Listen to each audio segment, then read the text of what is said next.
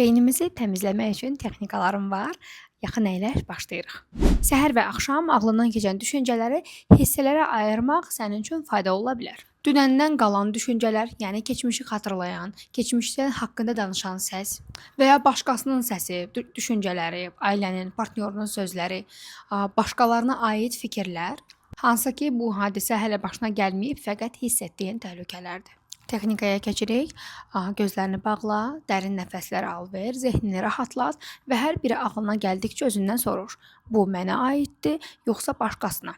Bu faktdır, yoxsa sadəcə mənim düşündüyüm, özümdən icad elədiyim bir fikir və bu fikir mənim həyatıma nə qədər təsir eləyir? Bu realdırmı, yoxsa mən bunun real olması üçün çabadayamı? Və son olaraq öz fikirlərindən sənə yüklənən düşüncələr arasındakı fərqi seçməyi öyrəndikcə yüksək fərqindəliklə həyat keyfiyyətin daha da artacaq. Bol şans.